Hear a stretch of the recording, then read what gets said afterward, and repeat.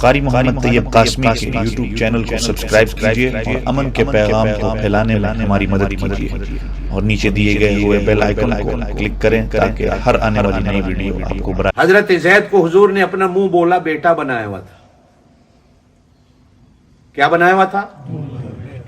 اب یکدم قرآن میں کیا ہے، مولانا بیٹھے ہیں، اللہ پاک نے آسمانوں پر خود ہی حضرت زینب بنت جہش کے ساتھ حضور کا نکاح پڑھایا، جبرائیل و میکائیل گواہ بنے۔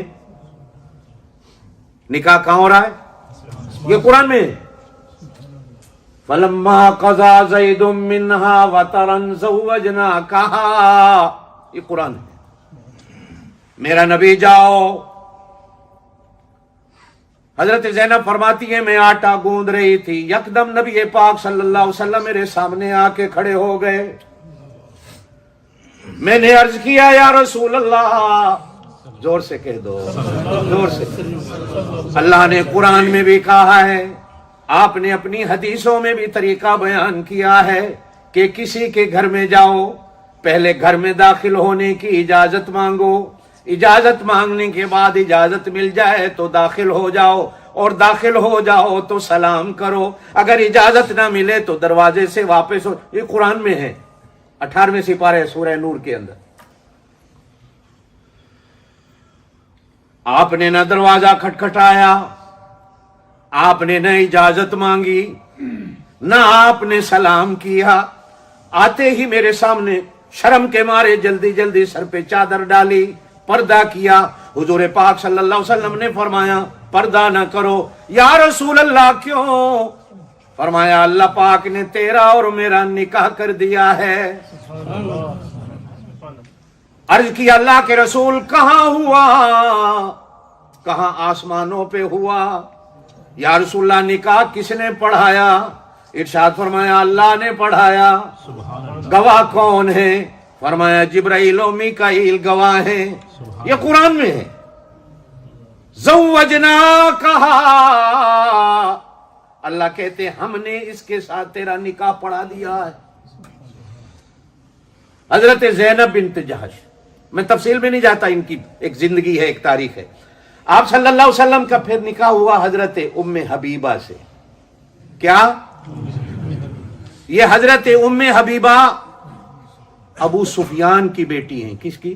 ابو سفیان، جو نبی پاک صلی اللہ علیہ وسلم کا سب سے بڑا دشمن تھا۔ اللہ دیکھو جوڑ کہاں جوڑ رہا ہے، سب سے بڑے دشمن کے گھر، اور سبب یہ رکھا کہ جب یہ نکاح ہو جائے گا تو اس کی دشمنی ختم ہو جائے گی۔ پھر اس نکاح کے بعد اس کی دشمنی ختم ہو گئی، پھر وہ صحابی بنے، زور سے کہہ دو رضی اللہ تعالی، اور وہ اتنے بڑے صحابی بنے حضرت ابو سفیان۔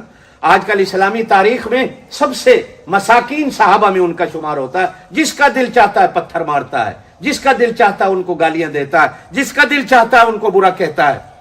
فتح مکہ کے دن مسلمان ہوئے، حضور پاک فتح مکہ سے غزوہ حنین کے لیے روانہ ہوئے، غزوہ طیف کے لیے روانہ ہوئے۔ حضور خچر پہ سوار تھے، خچر کی مہار حضرت ابو سفیان نے پکڑی ہوئی تھی۔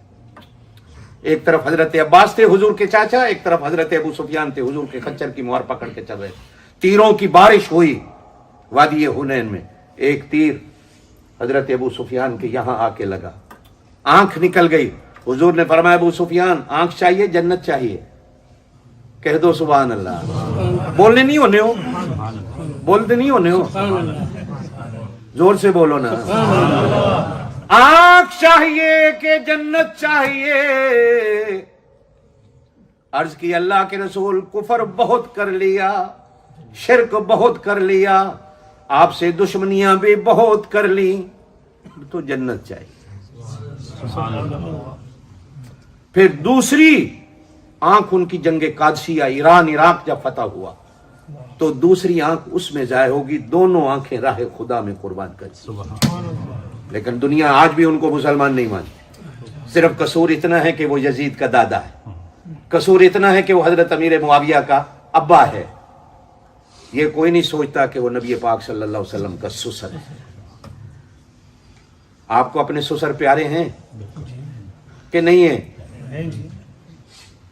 سسر سے پیار رکھو، ساس سے پیار رکھو، हुजूर ने फरमाया सास ससुर भी तुम्हारा माँ बाप होता है। जो अपना लखते जिगर तुम्हें घर से निकाल के दे दे अपनी बेटी, उसको अपना माँ बाप समझो। हाँ, कहीं कहीं फितने हैं, मानते हैं, लेकिन जो घर आबाद है अपने सास ससुर का एहतराम करो। आपको अपना ससुर प्यारा है, ईमान से सोचो, क्या नबी पाक सल्लल्लाहु अलैहि वसल्लम को क़यामत वाले दिन अपना ससुर प्यारा नहीं लगेगा? आप नबी पाक की शफाअत के उम्मीदवार हो कि नबी पाक सल्लल्लाहु अलैहि वसल्लम हमारा हाथ पकड़ के जन्नत में ले जाएंगे, तो हुजूर अपने ससुर का हाथ पकड़ कर जन्नत में नहीं ले जाएंगे? जिहालते हैं ना, हमारे मौलवियों को पता, जाकिर मलंग जो चाहते हैं बयान कर देते हैं, मौलवी बेचारा भी चुप होके सुन लेता।